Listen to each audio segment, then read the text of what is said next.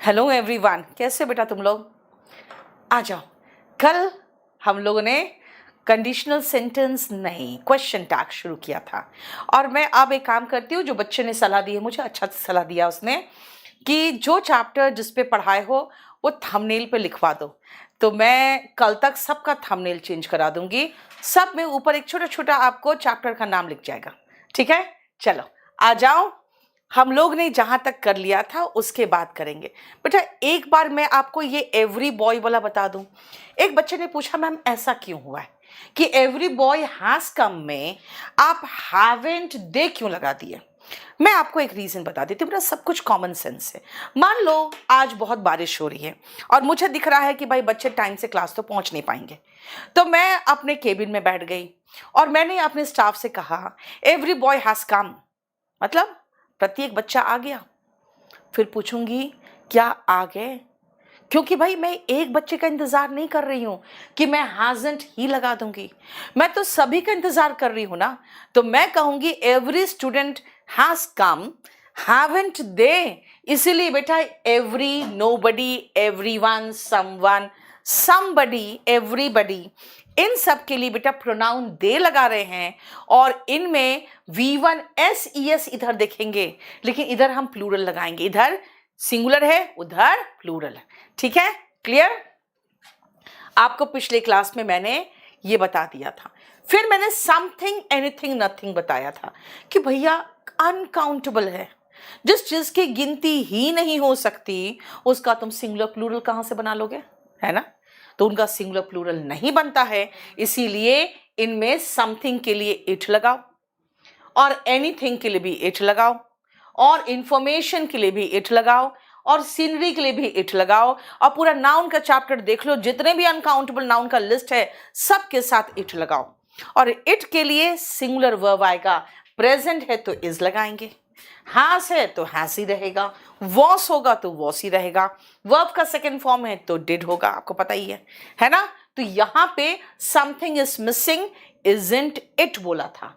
Anything is possible, isn't it बोला था। और सब में मैंने कहा था भाई अनकाउंटेबल नाउन सिंगुलर वर्ब और इट, सिंगुलर वर्ब और इट, बस। ठीक है, अब आते हैं आगे कलेक्टिव नाउन में, जहां से हमें करना था। आइए कलेक्टिव नाउन देखिए। Nishu are you in class? Rajneesh बेटा पढ़ ले। सिस भी लिख रहा है और टेंशन भी ले रहा है। राम सिंह ओके, मेरा आपका व्हाट्सएप मैसेज किसी ने नहीं देखा है, मैं आज देखती हूँ बेटा। हिंदी पढ़ने में दिक्कत आती है। जगन्नाथ मैती तुम वहां से हो, कलकत्ता से, है ना, वेस्ट बंगाल से, पढ़ने में ऐसे बोलते हैं। प्रतिभा बहुत मारूंगी। देखो आ गई मेरी मोटो मैम। हाय राम, ये क्या करते हो? चलो आ जाओ। कलेक्टिव नाउन का मतलब होता है कलेक्शन, यानी कि ग्रुप। जैसे सोल्जर्स के ग्रुप का नाम है आर्मी, है ना? अगर हम स्टूडेंट्स के ग्रुप की बात करें तो बेटा मिलके क्लास बनाते हो। अगर आप जजेस के ग्रुप की बात करोगे तो जूरी होता है। लेकिन जूरी करती क्या है बेटा? अब तो जूरी खाली डांस इंडिया डांस का ही वो देखती है कि कौन अच्छा डांस कर रहा है, वरना पहले जूरी हुआ करती थी। आपने वो पिक्चर देखा होगा रुस्तम, उसमें जूरी ने तो सारा सत्यानाश कर दिया केस का, नहीं रुस्तम के फेवर में कर दिया, जबकि वो बिल्कुल मर्डर था। एनीवे सुनो ध्यान से बेटा, जूरी होती थी पहले जजेस के समूह, और ज्यूरी अगर इकट्ठे एक मत हो के कोई निर्णय सुना रही है तो बेटा वो सिंगुलर हो गया, वो कलेक्शन मिलकर एक काम कर रहा है। लेकिन ज्यूरी में अगर मतभेद हुआ तो बेटा कम से कम दो पहुंचा। आ जाओ, वही चीज है कि अगर मैं कहूंगी कि jury has given it's verdict, बेटा ज्यूरी ने अपने निर्णय को सुना दिया है, तो कहेंगे कि भाई यहां पर वर्डिक्ट का मतलब फैसला, और जो फैसला सुनाएगा ना ज्यूरी, बेटा वो एक मत होगा तभी सुनाएगा। ऐसे भी आपको यहां हिंट तो दे ही रहा है सिंगुलर वर्ब का, तो हैजंट और ज्यूरी के लिए क्या लगाएंगे? इट। देखो ठीक है। नेक्स्ट आओ, the class is going on. बेटा इज का कर दूं इजंट, और क्लास के लिए अगेन इट। क्यों इट? भाई क्लास इज गोइंग ऑन, कौन सा मैंने मतभेद दिखा दिया? एक सीधा सीधा तो सेंटेंस लिखा है, कोई मतभेद थोड़ी दिखाया। एक लिख रहा है मैम सस्ती बैच लाओ। बेटा अभी थोड़े दिनों में इसको हाइड करके 599 में बेचूंगी। ठीक है ना? अगर यही चाहते हो तो एक काम करो यार, सारा क्लास हाइड करो कल और इसको 599 में बेचेंगे। ठीक है ना? आधा तेरा आधा मेरा। चलो, द कमिटी आर डिवाइडेड। बेटा आर का मतलब हुआ प्लूरल वर्ब। आर का हम बना दें आरेंट, और जैसे प्लूरल देखा बेटा तो इट का प्लूरल लगाना पड़ेगा they. Committee are divided in their opinion. अपने ओपिनियन में उनमें मतभेद है। बेटा जब मतभेद होता है तो दो तो पार्ट बनेगा ही बनेगा, है ना? Clear? The team took their position for fielding. देखो टीम ने अपना अपना पोजिशन ले लिया है फील्डिंग करने के लिए। बेटा अगर ऐसी बात है इसका मतलब है कि प्लूरल है, अपना अपना स्थान ले लिया है। लेकिन टुक बताता है कि हम डिड लेंगे, V2 बताता है, कल ही बताया था ना, V1 बताता है कि डू होगा, V1 SES बताता है कि डज होगा, V2 बताता है डिड होगा। तो डिड का नेगेटिव डिडंट। और बेटा यहां पे मतभेद है, अलग अलग है, खड़ा मतभेद नहीं, अलग अलग है। पर पर्सन की बात कर रहे हैं बेटा, तो दे। जब हम पर पर्सन में आ जाते हैं तो वो अलग अलग हो जाता है। वैसे ही अगर मैं कहूं हर्ड ऑफ काउज, गाय भैंस के जो समूह होते हैं ना उसको हर्ड कहते हैं। इस ग्रेजिंग, बेटा यहां पे कौन सा गाय भैंस में मतभेद हो गया, है ना? वो बेचारी चल रही है, उसके जो समूह है, तो इजंट लगाएंगे सीधा और हर्ड के लिए प्रोनाउन इट लगाएंगे। देखो ये हुआ। क्लियर? MTS का भी ध्यान दीजिए। बेटा मैं क्या क्या का ध्यान दूं? आज से मैं देखो 9:30 का क्लास भी शुरू कर दिया। 3 दिन में उसका स्पोकन लूंगी, DSSB का क्वेश्चन पेपर डिस्कस करना है वो भी करूंगी। लेकिन क्या क्या कर लूं, हाँ बताओ? और आप लोग जो बार बार कहते हो ना सस्ता बैच, बेटा सस्ता भी जो ला रहा, जो मेरा स्टूडेंट रहा है बेटा, वो भी 1300 फीस रखा है। ठीक है, उसको पता है, उसको ज्यादा कोई लोग नहीं पूछेगा, लेकिन फिर भी 1300 फीस रखा है। तो कम से कम थोड़ी सी तो इज्जत रहने दो यार। या तो मुफ्त में पढ़ लो या तो मेरी फीस दे दो, है ना? दो ही चीज कर लो, या तो फ्री फंड में ले लो या तो मेरी फीस दे दो। आजा, चलो सुनो ध्यान से, फिर से वापस चलो जो आपको समझाना चाह रही थी।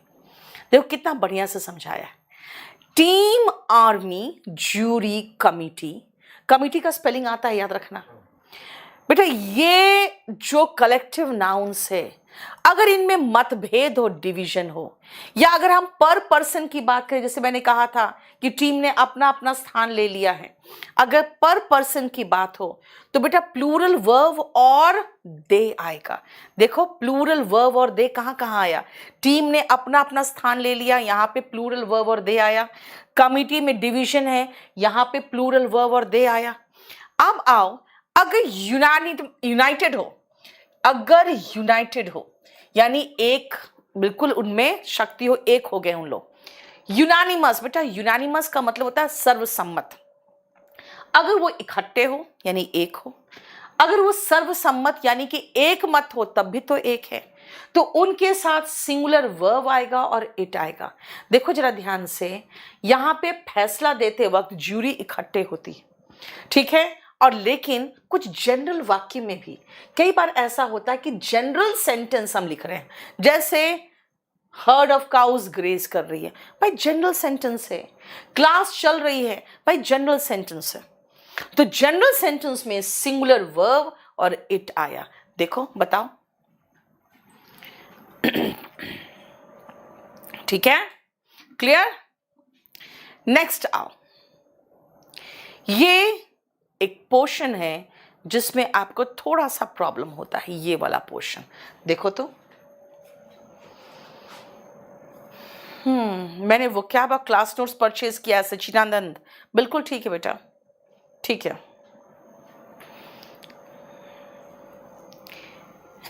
लाइक करो सब, नहीं तो सच में मैम हाइड कर देगी। बिल्कुल कर दूंगी बेटा, जान लो, ठीक है ना। बहुत लोग कहते हैं नहीं ऐसा तो नहीं करेगी। पहले हमने वॉल्यूम 1 के लिए भी कहा था कि बेटा पढ़ लो, क्योंकि केडी लाइव उसको सेल करने के लिए हाइड करेगा। तो सबको लगा कि शायद मैम है ना अपने व्यूज बढ़ाना चाह रही है, इसलिए ऐसी बातें बोल रही है। बेटा पूरा हाइड हो गया था। और बताती हूँ, जो बीच में आप लोगों की किस्मत खुली है तो कैसे खुली है। बीच में एक बार मेरा चैनल हैक हुआ था, तो जब हैक होता है और फिर रिट्रीव होता है ना, तो सारे वीडियोस ओपन होते हैं।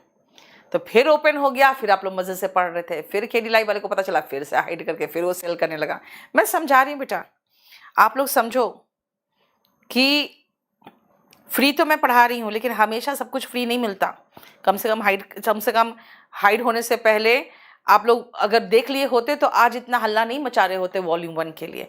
लेकिन ये फिलहाल अभी हाइड नहीं होगा, निश्चिंत रहो। जब आप तुम लोग कहते हो ना मैम सस्ता में बैच लाई, तो लगता है इसी को सस्ते में बेच दे, नहीं। हाँ चलो आजा, सुनो, देख लिया, अब आओ। ये कह रहा है कि question tag is made for that part of the sentence which is the main part. कभी कभी आपको 2 पार्ट दिखेगा, तो जो मेन पार्ट होता है ना बेटा, एक कह रहा फिर से हैक कर दे, तो बेटा इस बार मैं पूरा डिलीट मरवा दूंगी फिर तो। I think you are right, मुझे लगता है तुम सही हो। मुझे अगर मैं ये कहूं, क्या हुआ? मुझे लगता है वो सही है, फिर मैं पूछूंगी सुनो क्या वो सही नहीं है, ऐसे पूछेंगे ना। मैं कहूंगी मुझे लगता है वो सही है, फिर तुमसे पूछूंगी एक बात बताओ क्या वो सही नहीं है, है ना। चालू मैम देखो। मुझे लगता है वो सही है, फिर बेटा मैं पूछूंगी क्या वो सही नहीं है, ये मेन भाग है। फिर मैं आपसे पूछती हूँ, ध्यान से सुनना बेटा। She is one of the students who have passed. मैं आपसे कहूंगी पता है वो उन बच्चों में से है, उन छात्रों में से है जो पास कर गई है। फिर आपसे पूछूंगी क्या वो लड़की वो नहीं है, यही पूछूंगी ना कि वो लड़की उन स्टूडेंट्स में से है जो स्टूडेंट्स क्वालिफाई कर गए हैं। फिर आपसे पूछूंगी क्या ये लड़की वो नहीं है, इसका मतलब है कि इस लड़की पर मेरा ध्यान है, ठीक है ना। अब आओ थर्ड छोड़ के, अभी थर्ड नहीं पहले fourth. Unless you work hard you won't succeed. जब तक तुम मेहनत नहीं करोगे तब तक सफल नहीं होगे। फिर क्वेश्चन क्या पूछूंगी बताओ, बोलो बोलो, क्या क्वेश्चन पूछूंगी? जब तक तुम मेहनत नहीं करोगे तब तक सफल नहीं होगे। फिर क्वेश्चन क्या पूछूंगी?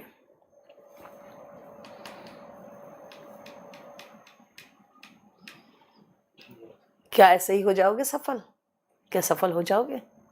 इसका मतलब क्वेश्चन टैग किसका बन रहा है? इसका। जब तक मेहनत नहीं करोगे तब तक सफल नहीं होगे। क्या ऐसे ही सफल हो जाओगे? ये पूछ रही हूं। इसका मतलब है यू आर राइट का होगा आरंट यू। मुझे लगता है तुम सही हो, क्या तुम नहीं हो सही? ये लड़की उन बच्चों में से है जो पास कर गए हैं। फिर आपसे पूछूंगी कि क्या ये लड़की नहीं है वो, इजंट शी? और फिर यहां पूछूंगी जब तक मेहनत नहीं करोगे तब तक सफल नहीं होगे। पूछूंगी क्या ऐसे ही हो जाओगे सफल? Will you? देखो ये रहा 1, 2 and 4। बेटा CHSL कोई आसान एग्जाम नहीं है बेटा। CGL और CHSL का क्वेश्चन सेम होता है, इसलिए आप जो फुल बैच है ना वही लेना, बैच नंबर 40। चलो अब सुनो ध्यान से बेटा। थर्ड नंबर मैं आपको समझा दूं कि क्या है। I don't think any one will volunteer. बेटा पहले वॉलंटियर का मीनिंग समझो क्या है। जो बिना लालच के बिना पैसे के काम करने आ जाते हैं वॉलंटियर होता है। जैसे कि अगर हम लोग यहाँ पे लगाते हैं ब्लड डोनेशन कैंप, तो बच्चे खुद ही आ जाते हैं कुछ डोनेट करने के लिए। और जो बच्चों का डोनेट नहीं कर ले सकते हैं वो ब्लड, क्योंकि उनको कोई बीमारी है या खुद ही ब्लड की कमी है या आयरन की कमी है या थायराइड का प्रॉब्लम है, तो फिर क्या होता है पता है, फिर ऐसे जो बच्चे होते हैं ना, वो वहाँ पे हमारा काम संभालने लगते हैं कि ठीक है, हम लगा दे रहे हैं, हम लिटा दे रहे हैं, हम बिठा दे रहे हैं, वो बाकी काम करने लगते हैं।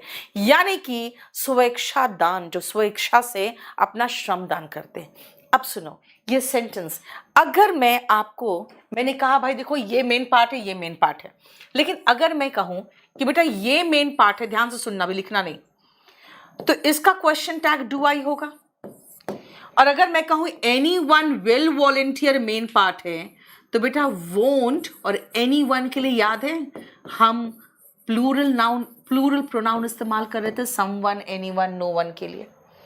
ध्यान से सुनना, फैला हुआ है कोविड, और अभी मैं लगा दूं ब्लड डोनेशन कैंप। बच्चे कहेंगे, स्टूडेंट्स कहेंगे, लोग कहेंगे भाई अभी कहीं जाकर सटेंगे तो मुझे कोविड ना हो जाए, है ना, तो लोग नहीं आएंगे, तो मुझे अंदाज हो जाएगा, तो मैं अपने स्टाफ को क्या कहूँगी? मैं कहूँगी मुझे नहीं लगता है कोई भी वॉलंटियर करेगा। मैं कहूँगी मुझे नहीं लगता है कोई भी वॉलंटियर करेगा। फिर क्या पूछूंगी? बोलो क्या पूछूंगी? हिंदी बता दो। यस, क्या कोई करेगा? बेटा क्या कोई करेगा? क्या कोई करेगा? क्या कोई करेगा ये भी गलत। क्या कोई करेगा विल दे, क्योंकि एनीवन के लिए हम दे लगा रहे थे। यानी मेन भाग हम पता कर भी लिए ना, तब भी हमारा क्वेश्चन टैग अलग रहा, क्योंकि याद रखना बेटा इंग्लिश में कुछ भी एक्सेप्शन नहीं होता है। ये कॉमन सेंस की बात है, एक्सेप्शन नहीं होता है, कॉमन सेंस की बात है कि होना क्या चाहिए। देखो, और इसके साथ ही हमारा सारा पंगा खत्म है। एक और है जहां पे आप लोग कह रहे थे मुझे कि मैम लेटस वाले वाक्य में शाल भी क्यों हो गया। इसके लिए भी आपने कल बाद में क्वेश्चन एक आया था मेरे पास कि लेटस वाले वाक्य में शाल भी क्यों हुआ है। ये भी मैं समझा दूं आपको पहले बेटा। राम सिंह, मैं बेटा इस वीक ऑफिस में नहीं हूं, 10 बजे का टाइम है। राम सिंह मस्ती विद ट्रिक्स कह रहा है, बेटा मैं ऑफिस में नहीं, आप यहाँ पर मिलो ना, आपको कोई प्रॉब्लम है तो मुझे व्हाट्सएप कर दो। सुनो ध्यान से बेटा, लेट अस पार्टी। अगर मैं कहूं चलो पार्टी करते हैं, मैंने कहा चलो पार्टी करते हैं, बेटा अपने कहे हुए बात को अपने कहे हुए बात को खुद ही थोड़ी काटूंगी। मैंने कहा चलो पार्टी करते हैं, तो फिर क्या बोलूंगी? चले।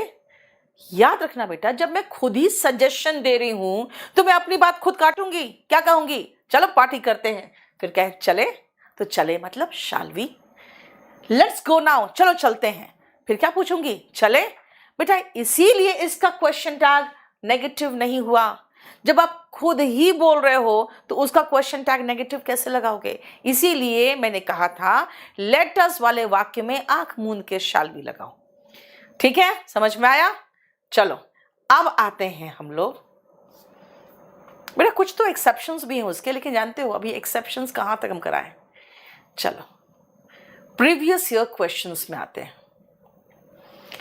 आजा 1 और 2 जल्दी फटाफट करो। तो क्वेश्चन टैग का क्वेश्चन है, यानी क्वेश्चन टैग में ही मिस्टेक होगा, तो चलो करो। तो CGL 2023 के लिए बेटा VOD 30 ले लो। 30। Shivani thank you so much. बेटा मेरा कोई भी बैच लेना है ना, आप जल्दी है तो VOD ले लो, और नहीं तो कोई स्पेशल बैच ले लो। चलो आ जाए। देखो, शी प्रिटेंड्स, वो ऐसे बनती है as if she has never in her life told a lie, जैसे कि अपनी जिंदगी में कभी झूठ नहीं बोला उसने। she pretends, बेटा वो ऐसे बनती है। फिर तुमसे पूछूंगी क्या वो नहीं बनती है? तो इसका क्वेश्चन टैग क्या होगा? she pretends का doesn't she, वही वाला पार्ट है कि मेन भाग कौन है? मेन भाग doesn't she। V1 SES याद है ना? V1 SES वाले भाग में हम सीधा डज लगाते हैं। ठीक है, doesn't बेटा, doesn't she, क्योंकि लड़की है। The earth moves round the sun, याद रखना राउंड की जगह पे अराउंड होता तो ज्यादा अच्छा रहता। Anyway, the earth moves doesn't it, है ना। देखो V1SES बेटा जहां दिखे, मैंने क्या कहा था, डज आना चाहिए। सेंटेंस पॉजिटिव है, क्वेश्चन टैग नेगेटिव है। डजंट और अर्थ के लिए इट आएगा प्रोनाउन। देखो ठीक है, क्लियर। देखो आ जाओ, बस 10 क्वेश्चन कर लो मेरे साथ, आपको समझ में आ जाएगा कि जो पढ़ाया है वहीं से क्वेश्चन आया है। आ जाओ। He is not the fastest bowler in the Indian team, वो सबसे ज्यादा तेज बॉलर नहीं है इंडियन टीम में। बताओ क्या होगा। मैं लास्ट में आपके सारे सवालों का जवाब दे दूंगी, थोड़ा सा रुक जाओ। ऑफलाइन में डेली क्लास बेटा, ऑफलाइन आप कल आ जाइए, कल नया बैच शुरू हो रहा है।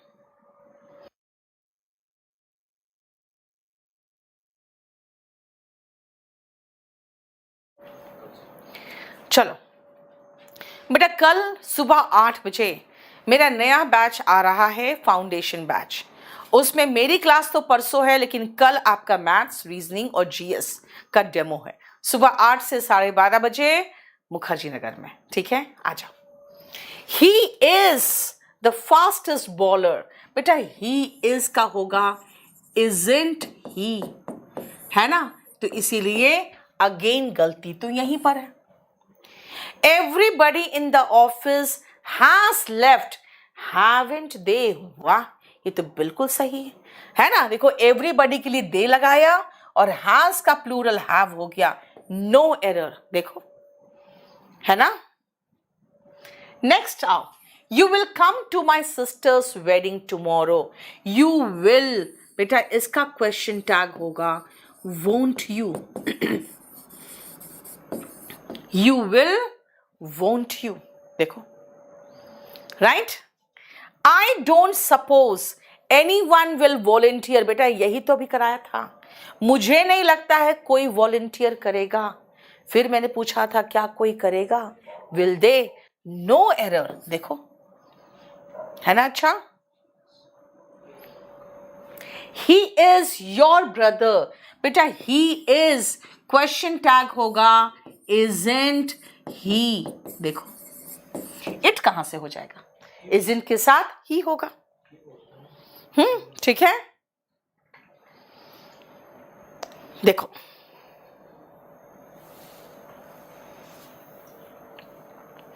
चलिए 8 से लेकर 12 तक कर लो।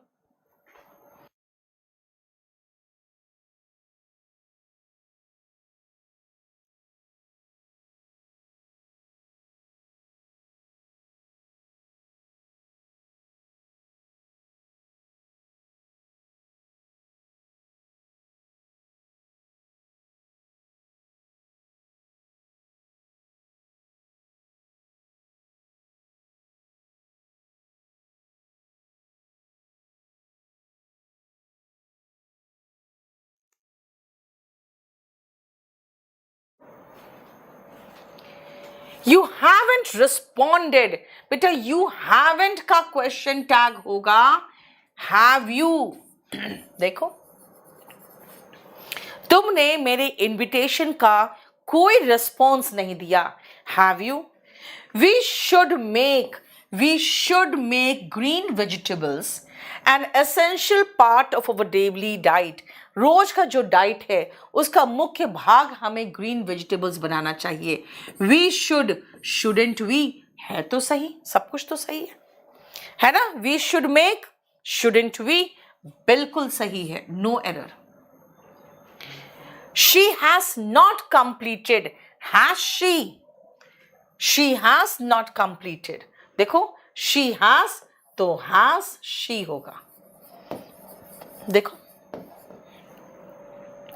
द कलेक्टर विजिट्स मतलब बेटा वर्ब का फर्स्ट फॉर्म SES, यानी हमें डस चाहिए तो पॉजिटिव सेंटेंस है, क्वेश्चन टैग डजंट होगा। डजंट और कलेक्टर के लिए ही। देखो हमारी आदत होती है बेटा इजंट इट बोलने की, इसीलिए देखोगे सारे क्वेश्चन में आपको जनरली इजंट इट दे दिया है। You have prepared well, haven't you, देखो फिर से वही दे दिया है, हैवंट यू। क्योंकि आप हिंदी में क्या कहते हो, है ना, बस इंग्लिश में इजंट इट बना देते हो। इंग्लिश मीडियम वाले ऐसे ही गलती करते हैं जिसके कारण ये क्वेश्चंस आते हैं। ठीक है बेटा, मैं इसको अभी लोड करवा देती हूँ थोड़ी देर में, और लोड तो कर चुके हो ना कल, गोल्डन रूल्स में बेटा आ चुका है ये पूरा कंप्लीट, मैंने गोल्डन रूल्स में हम लोड कर चुके हैं। आपके लिए ढेर सारा क्वेश्चंस है, आप इन सारे क्वेश्चंस को प्रैक्टिस कर लीजिए, सारा कंप्लीट, कुछ भी नहीं बचेगा। देखो इसके बाद आगे नो इम्प्रूवमेंट वाला भी क्वेश्चंस है, यानी सेंटेंस इम्प्रूवमेंट के क्वेश्चंस। 38 क्वेश्चन से मैंने 12 क्वेश्चन करा दिया है। अब आप बताओ क्या चाहिए बेटा। कुछ अभी स्पोकन वाले पूछ रहे थे, जो इसके पहले मैंने स्पोकन का क्लास लिया है, कि कौन कौन सा बैच। बेटा स्पोकन के लिए ये बैच है, लेकिन एग्जाम के हिसाब से बैच नंबर 40 है। एग्जाम के हिसाब से बैच नंबर 40 है।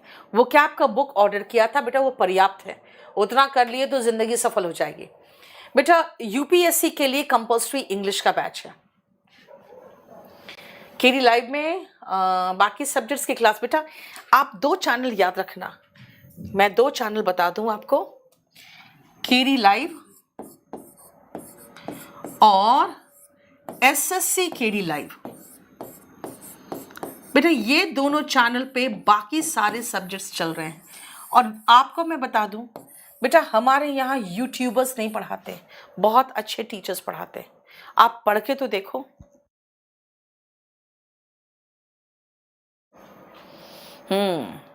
और एक आपके मैंग भैया ने भी बनाया हुआ है चैनल, उसका भी तो लिंक हमने डाला है ना, राइट। और बताओ वॉल्यूम 1 बेटा, वॉल्यूम 1 तो पढ़ना ही चाहिए, लेकिन प्लीज फ्लिपकार्ट से मत लेना, वहां सारे फर्जी लोग बैठे हुए हैं। बैच 40 बेटा ऑनलाइन है। ऑफलाइन बेटा हमारा जो कल फाउंडेशन बैच आ रहा है, वो फाउंडेशन बैच नंबर 11 आ रहा है। ठीक है, कल फाउंडेशन बैच 11 आ रहा है। बताओ और क्या क्या क्वेश्चन है, कल कौन से चैप्टर ले, कल कौन सा चैप्टर ले बता दो। मैं शुरुआत के ही कुछ चैप्टर्स ले रही हूँ अभी तो। आसान आसान चैप्टर पहले खत्म करूँ यार।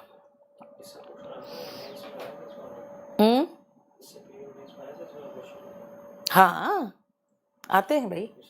कल कौन सा चैप्टर ले बताओ, आप लोग बताओ। थर्ड वाला कर दो रिपीट, थर्ड वाला रिपीट कर दो। हाँ थर्ड वाला क्या था, ये थर्ड वाला मैंने कहा था बेटा, मुझे नहीं लगता है कोई वॉलंटियर करेगा।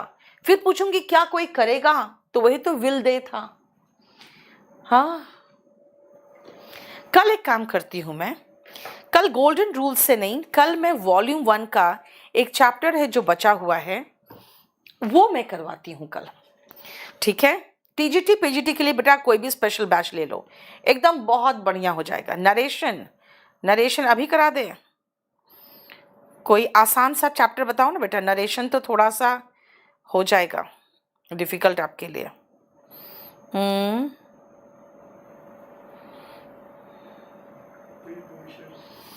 क्या सब चैप्टर्स बताने लगे हैं, बोलो।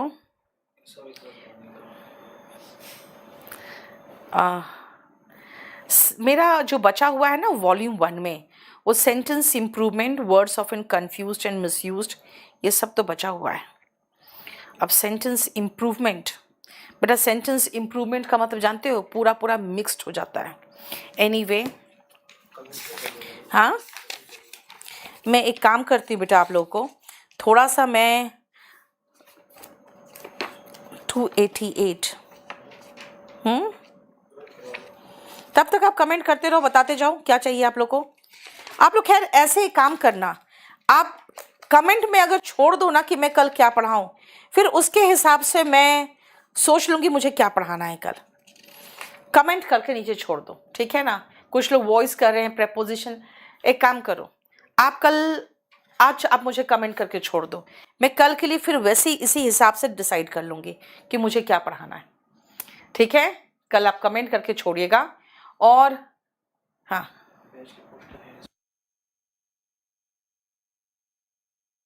और आप लोग क्या पढ़ना चाह रहे हो ये मुझे कमेंट करके छोड़ देना, प्लस अपना फीडबैक छोड़ देना गोल्डन रूल्स से रिलेटेड, क्योंकि बेटा गोल्डन रूल्स बहुत सारे बच्चे हैं जो बहुत इंटरेस्टेड हैं, कुछ बच्चे हैं जो इंटरेस्ट खो चुके होते हैं 1-2 क्लासेस में, लेकिन आपको अच्छे से पता है कि बेटा पढ़ वही पाएगा जो कंसिस्टेंट रहेगा। ठीक है बेटा, ये कल बैच आ रहा है हमारा जो ऑफलाइन बैच है 8 से 12:30। ये फाउंडेशन की टीम है जिसमें एरिथमेटिक अजय राणा पढ़ाते हैं, पुष्पिंदर सर एडवांस पढ़ाते हैं। ठीक है, उसमें अलग से जो सेक्शन एडेड है स्टैटिस्टिक्स का और परम्यूटेशन का, परम्यूटेशन नहीं है ना, प्रोबेबिलिटी है खाली ना, वो मनीष सर पढ़ लेते हैं। जीएस की पूरी 5 से 6 टीचर्स की टीम है। इंग्लिश मैं लेती हूँ, रीजनिंग मोहित क्वात्रा लेते हैं। ठीक है, ये 9:30 से 11 आएगा। और एक सेकेंड, 9:30 से 11 मेरा क्लास है परसों, लेकिन कल इसका बैच शुरू हो जा रहा है 8 से 12:30। कल पहले मैथ्स है, फिर रीजनिंग है और फिर जीएस है। ठीक है, क्लियर? बेटा ये अगर आप मेरा दोनों लेना चाहते हो यानी कि लाइव बैच भी और वीओडी बैच भी, तब आप ये कॉम्बो बैच लोगे, तब ये आप कॉम्बो बैच लोगे।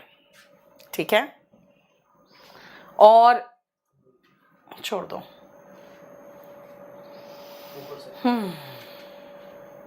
चलिए, कल आपसे मिलते हैं रात को 10 बजे फिर से, लेकिन 9:30 बजे कल मैं DSSB का 9:30 बजे कल मैं DSSB का बैच लेके आऊंगी। और बैच लेके क्या मतलब, वो टेस्ट पेपर जो होते हैं ना 20 क्वेश्चंस के, वो कल कराऊंगी 9:30 बजे। आप जितने भी टीचर्स का एग्ज़ाम दे रहे हो और DSSB का एग्ज़ाम दे रहे हो, ज़रूर मुझसे पढ़िए, आप खुद महसूस करोगे तो बहुत एकदम आसान है। और ज़रूर कमेंट में छोड़ देना कि आप कल कौन सा चैप्टर पढ़ना चाहते हैं। ठीक है, चलो कल मुलाकात होगी। Thank you so much.